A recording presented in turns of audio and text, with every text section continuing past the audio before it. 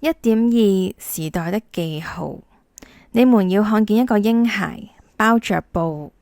臥在馬槽裏。路加福音2章12節，這是記號。曾經喺一本刊物上見到身心語言程式學嘅證書課程廣告，上面寫住激發個人精進嘅動機，建立積極嘅人生態度，體驗滿有活力嘅人生，發揮天賦美善嘅潛能，共創精彩燦爛嘅人生。如此誇張而大包圍嘅偉大口號，仿佛好似讀完呢個課程會令人脫胎換骨，拯救世人。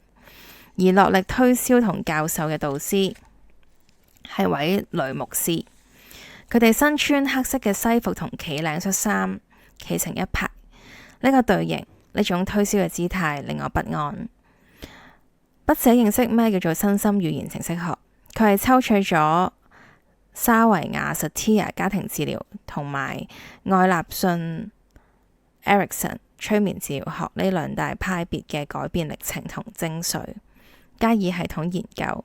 左拼右砌嘅實效心理學捷徑。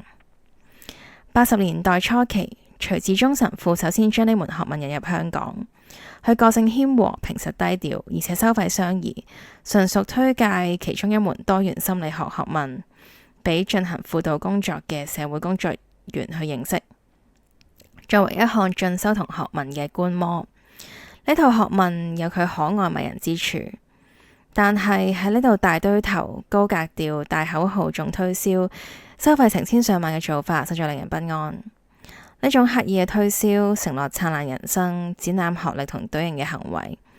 唔單止出現喺課程廣告入面，仲彌漫住喺千禧年代中港台崇拜心理思潮嘅氛圍。